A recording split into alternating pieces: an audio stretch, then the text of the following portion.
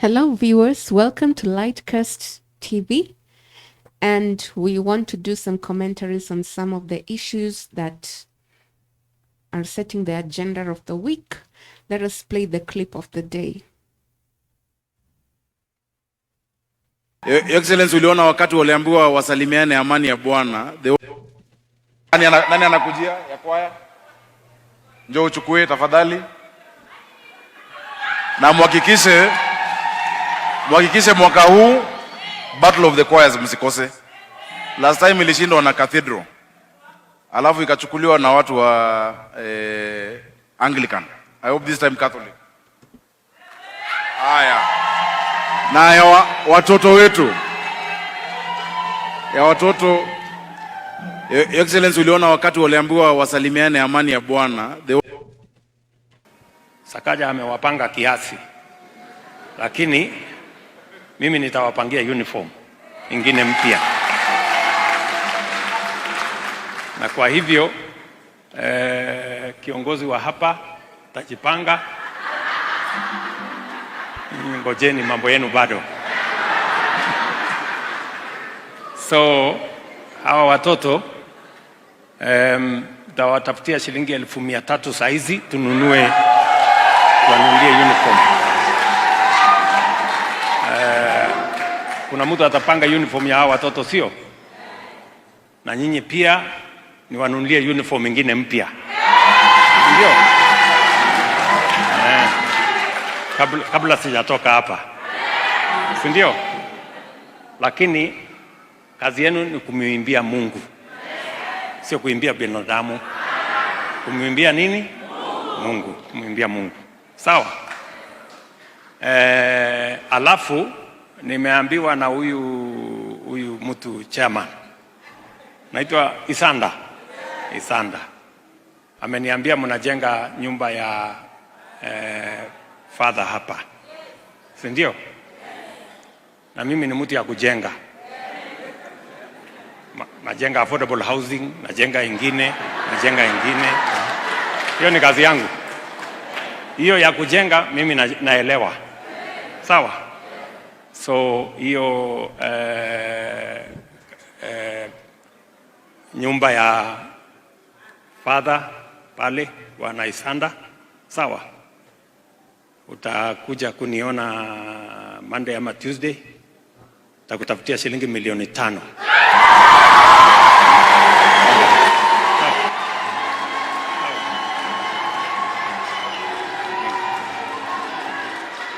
Sawa. Lakini na hiyo pesa nasikia mkubwa, hiyo pesa nitafuatilia. Ukipiga kona hivi kidogo utakutana na mimi. All right there. So the clip just shows how the Catholic Church rejected Ruto and Sakaja's 5 million donation amid public backlash. Let's just do a little bit of recap on what happened. On Monday, November 19th, the Catholic Church rejected President William Ruto and Nairobi Governor Johnson Sakaja's 5.8 million donations to the Catholic Church in Soweto. The new turn of events comes as the fallout from the Catholic bishop's strong criticism of President Ruto's last week continues to rattle feathers. During the church service on Sunday, November the 17th, the president donated 600,000 to Soweto Catholic Church in Nairobi for choir members and 2 million that would be used to construct the father's house. The head of state father promised to donate an additional 3 million that will be channeled to the church's account to purchase a church bus. During the event, Governor Sakaja donated 200,000 to the same church. According to Bishop Anyolo, he noted that the donations made by the two senior government officials contravened the Public Fundraising Appeals Bill in 2024, which states that any person who solicits or receives money or a benefit conducts a fundraising appeal regardless of whether the representation made was direct or indirect. According to him, the Catholic bishops have consistently maintained a firm stance on politicians donating money to churches due to ethical concerns and the need to safeguard the church from being used for political purposes. Also, in his statement, the Archbishop accused a section of politicians of using church events such as fundraisers and gatherings as platforms for political self promotion. He went ahead to caution the political class to refrain from turning the pulpit into a stage for political rhetoric, especially actions that undermine the sanctity of worship spaces.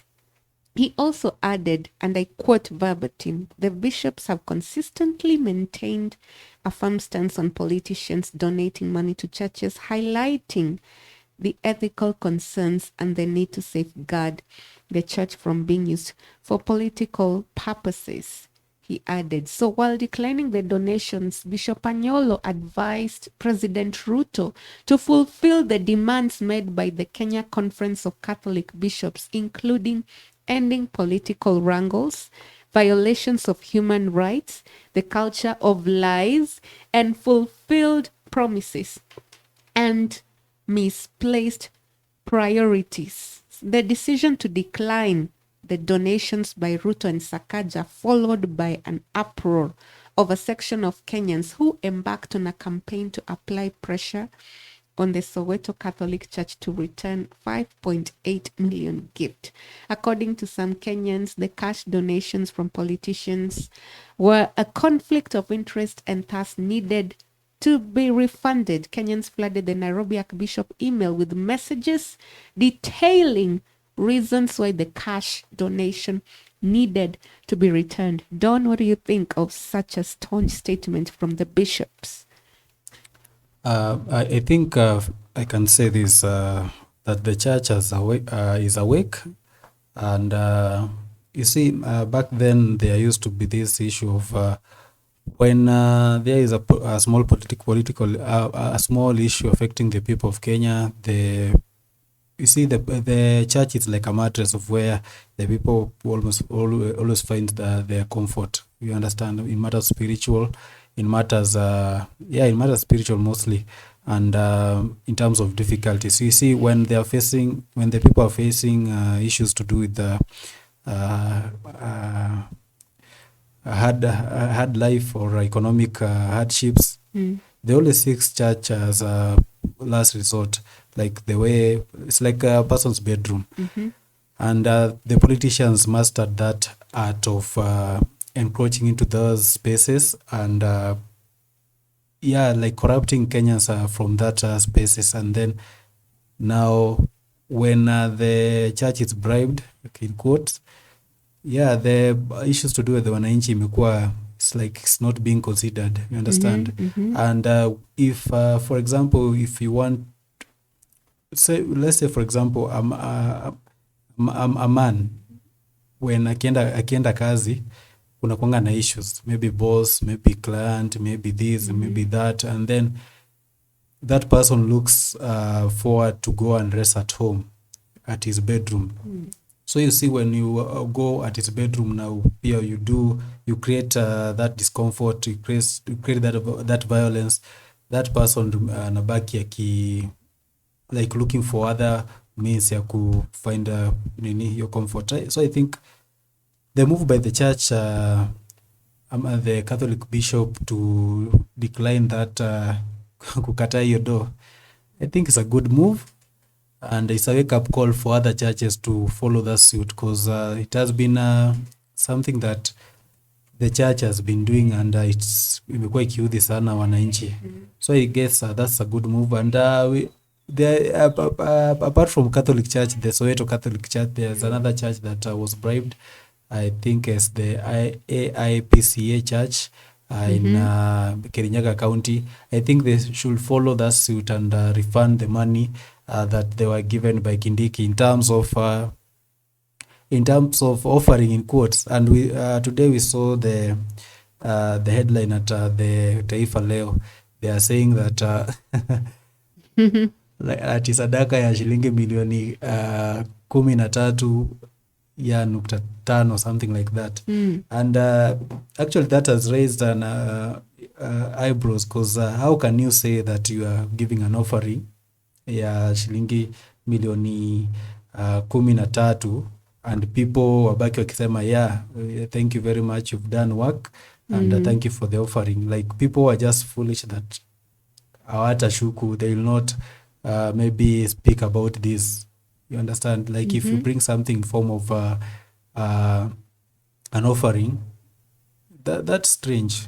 Because let me quote, they are saying Jumapili Ruto alitoa shilingi milioni 5.8 kwa kanisa Katoliki la Soweto, Nairobi, na kumtuma naibu wake Rigathi Gachagua kupeleka shilingi milioni 5 katika kanisa la AIPCA Kirinyaga. Unaona? So unabaki kujiuliza like, what are these politicians carrying Kenyans for? Like, for you to go to an extent of doing such stuff and maybe think that you can get away with it. I think it's a high time that the church has risen up. And apart from that, we've seen other forms of other churches. We saw yesterday the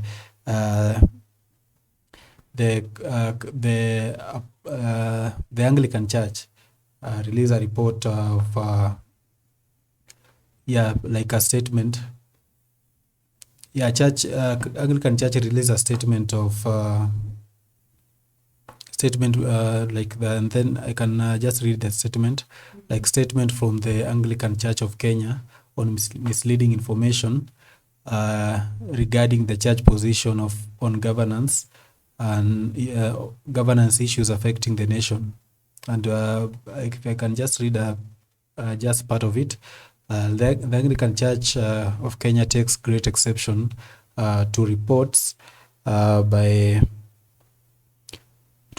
on some section of the media which seems to indicate the ACK do not agree with the Catholic bishops for calling out the government on a number of issues facing the country. And we, the ACK, fully support the Catholic bishop's statement to the nation. And we believe that the government is yet to turn around the country and steer it in the right direction. Calling church leaders names or dismissing the bishop's statement as misleading, erroneous, and false is itself dishonest. The bishop have spoken the minds of Kenyans and faithfully express the truth as things are on the ground. No amount of attacks or intimidation will deter the church from calling out this evil and speaking the truth to power. Let the political class and those in government come down from their high horses, listen for once, and rather than seemingly perpetuate the commonplace culture of impunity. The governed do not need lectures but services and honest engagement. Please concentrate on providing leadership in a meaningful way and first tackle the myriad of problems that is bedeviling the country. It cannot be gainsaid that the new university funding model has not worked. Hasn't. Public universities are barely functioning. Perpetual delays in releasing capitation has continued to undermine the efficient running of public schools. It cannot be gainsaid that the transition from the National Health Insurance Fund, NHIF, to Social Health and Insurance Fund, SHIF, has been anything but smooth, causing Kenyans untold suffering. It cannot be gainsaid that Kenyans have suffered unexplained abduction, forced disappearances, and unresolved murders. Who should who should be held responsible if not the government? It cannot be gainsaid that Kenyans are struggling with punitive taxes, unemployed crisis, and less than ideal business government. It cannot be gainsaid that the most vulnerable Kenyans have experienced inhuman evictions with no viable alternative to their already precarious living arrangements. In the circumstances, we do not simply fold our hands and pray for miracles.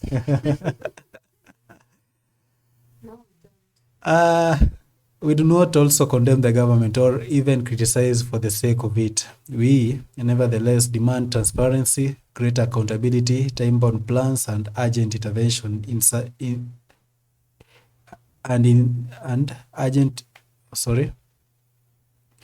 urgent interventions in such services as especially medical care, which cannot wait. It is time the government realized that too much talk and open-ended promises will not do. The ancient wisdom still holds true that when the rulers are good, the people are happy. When the rulers are evil, the people complain. That is quoting Proverbs 29 verse 2 and say that's signed by the Most Reverend Dr. Jackson Olesapit, the Archbishop of Anglican Church of Kenya, November 18th, 2024. What do you think? Oh, I think that those are very, very strong, strong and very staunch statements coming from the Archbishop of the Anglican Church of Kenya. And I think it's about time that the church responded to this political rhetoric that is being thrusted by the political establishment. Yeah. I'd like to say something about the role of the church in politics. The church plays a critical role in the society, subsequently influencing a nation's economic development and social harmony. So the church also plays a vital role in binding and supporting a society. So when conflicts arise in the country, churches are expected to intervene and help in restoring peace and security. You remember the times when we had those demonstrations and mandamanos, you could see that the churches or the leaders coming out strongly and trying to create an enabling environment for the politicians and the people on the ground who were conducting demonstrations to have dialogue. Yeah. So when it comes to such issues, the church has a critical role to ensure that there is peace in this country. Even when we go back to the times of biblical times, it was the priests, it was the prophets, men of God who would stand and speak truth to power. You remember King David? Yeah. He made a lot of mistakes. He killed somebody's wife. He killed somebody's husband and took the wife, and yet he had other women who were his completely. Yeah. And so Prophet Nathan called David out. He spoke truth to power, and David humbled himself. Yeah. We remember also in the Old Testament, we have a woman of God. She was a prophetess. She was a wife, and she was a judge of Israel. Those were the times before kings came into being. Yeah. At that time, the rulership of Israel was under the judges. And so Deborah was a political figure in that land. She was not only a political figure, but she was also a spiritual figure. And so she was very much blessed, Yeah. and she had the tenacity and she had the wisdom to be able to handle what God had handed unto her. So we see even during biblical times that the priesthood, the prophets would speak truth to power. Yeah. Prophets like Prophet Amos, prophets like Prophet Daniel. Daniel would speak truth to power the way God would tell him to. Yeah. And he criticized Nebuchadnezzar, and he criticized the son of Nebuchadnezzar. And it's important we realize the critical role that the church plays not only in the government, but also in the society. And I need to also add that religion plays a critical role and has been used as a tool for condemning social marginalization Yeah. and political repression.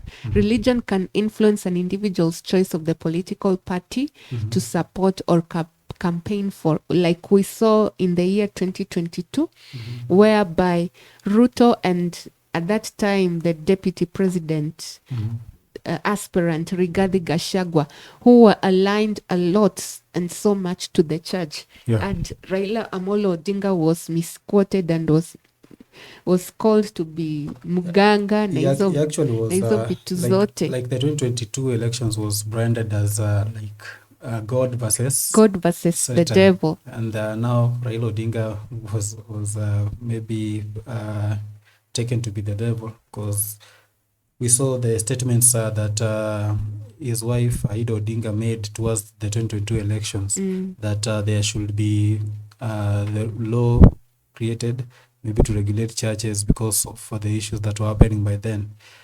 And maybe that was, and people said that that was a unwise move for her wife, maybe to say that during that time of elections, considering that many Christians do behave like they are driven by emotions more than maybe logic, if I can put it that way. So yeah, but you see, also the statement also came with its own wisdom. It came into limelight during the times of this so-called pastor who stabbed his members to death. Yeah, the Shakahola. The Shakahola massacre and all that. Yeah. So it came true that the statement that Aida Odinga had spoken really brought and made a lot of sense at that time. But during the pre-elections, it didn't make a lot of sense to people. So, well, the church's role mainly is to unite leaders, both winners and losers of election petitions.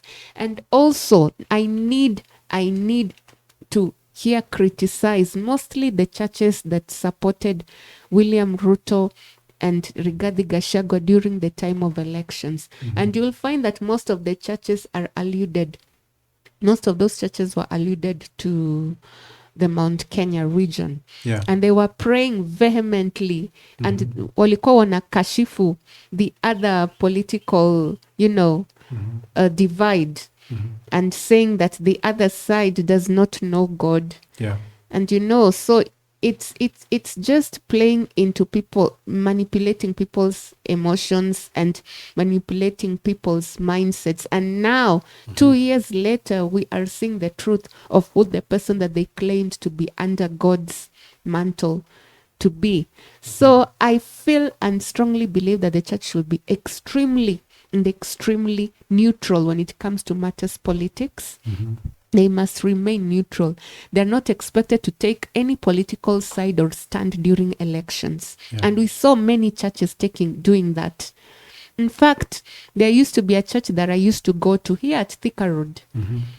A church here at Thika Road. And because of the stance that they took during the time of elections, I walked out. Yeah. I could not stand it. I could not continue going to that church because my understanding, my thought is that church should remain neutral and be the voice of the people in political matters. Okay. And churches are expected to act as arbiters, standing in the middle of all political parties and advise people accordingly in order to bring peace when needed. That is exactly what happened in the year 2007, 2008 elections, where religious leaders were used to bring sanity to the country through religious teachings. Coming back to what we are talking about today, I think the church is doing a great job, especially the Catholic Church. I think what the Catholic Church has done by actually rejecting that donations that were given by the political establishment from UDA, namely President Ruto and Governor Sakaja. I think that is a great move, and it shows integrity. It shows that they are standing on their core values, which means that They are not to be swayed. Remember, when they take that money, it means now they are in the government's pocket. So they stood firm, and I think that is a great way, and that is a good move.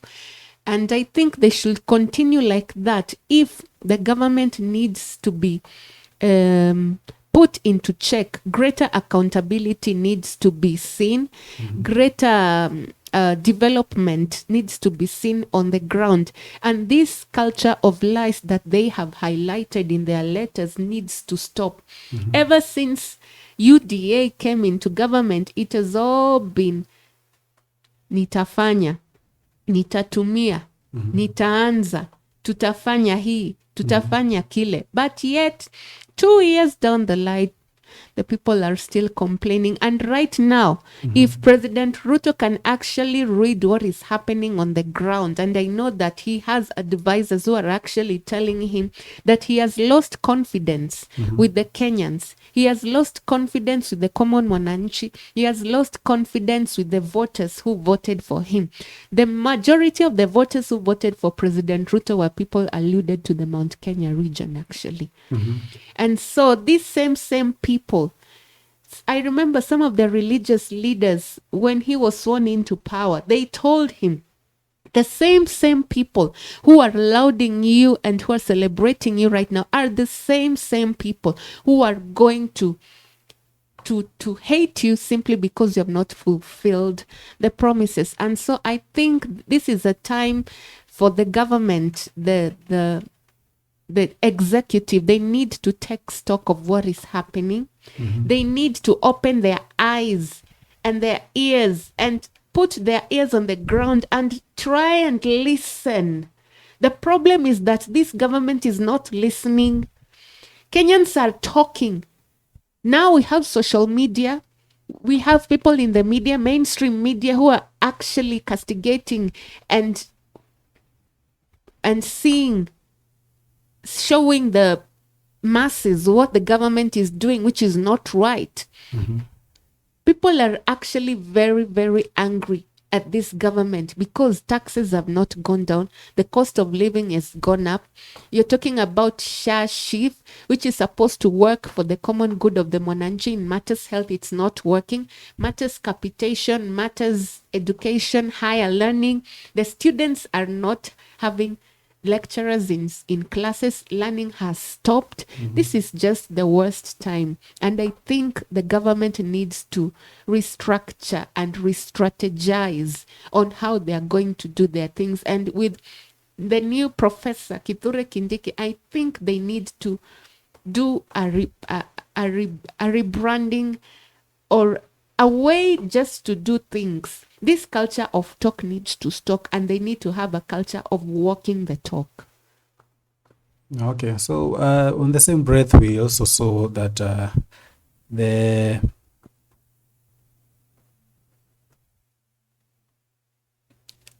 that's according to the Capital News, we saw Nyanza Church leaders demand action from President Ruto. And we saw like a section of Nyanza Church leaders have backed the position of the Catholic bishop as they issued 8 irreducible minimums to President Ruto. And actually those demands are summarized this way. Number 1, publish the name of those charged or convicted of mega corruption. Number 2, list all state appointments before and after forming the broad-based government. Number 3, disclose State House staff details, salaries, and prayer warriors. Bado kuna prayer warriors for office. There can't be. They are. No. Yes, they are. What? Even after the government said that they will reduce the staff at the office of the First Lady, I see they are still here to be reduced. Are you sure? They were just reduced kwa press statement, but behind the scenes there are rumors that they are Kwa still hivyo there. bado wako. Yeah, of course, see taxes bado zinaingia. So number 4, report on foreign travel costs reductions. And number 5, clarify the status of the first and second ladies' offices. Number 6, revert to the old university funding model. And number 7, implement the university lecturers CBA. And final number 8, update on new IBC commissioners appointments. Okay. Yeah, so those are the bare minimums that are the Nyanza church leaders demand from President Ruto. Unless they will, they said that if they don't do that, it's like they will rally people maybe to Civil disobedience. yeah, civil disobedience against the government. So I guess it's high time that now the churches are standing with the people, because for a long time people have been fighting this war, and the churches have been silent about it.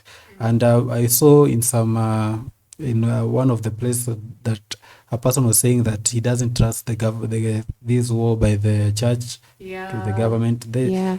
Maybe he was saying, I guess maybe He's paranoid. he's paranoid It's about right. it, and I saw that maybe it's Ruto's push behind the scenes, so that to prevent people from standing out and speaking. Because maybe right now they may be laid back, maybe assuming that the church is fighting the war on their behalf, and that one maybe, and Ruto will maybe do some things that are against the people behind the scenes. What do you think?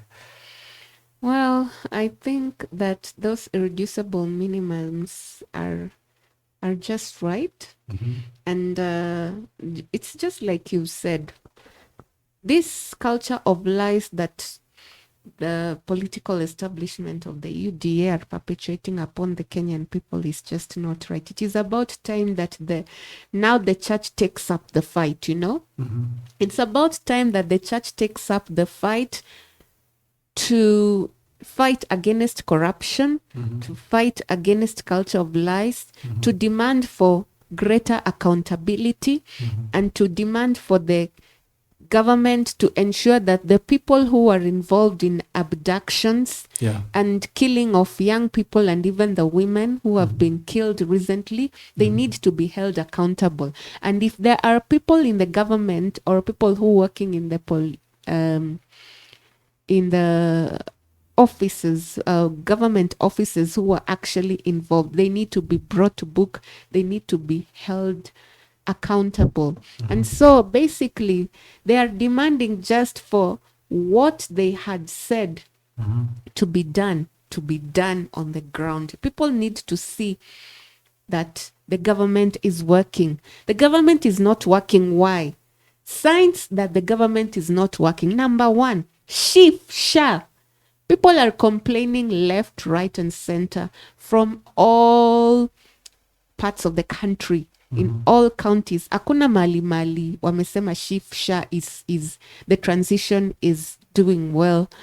Angalia in the education center, our watoto wanapitia shida nyingi sana when it comes to CBC. I have scrutinized that CBC curriculum, and I tell you, it has a lot of loopholes. Kuna mashida nyingi sana, and it needs to go back to the drawing board. Angalia, look at the higher learning institutions, the universities.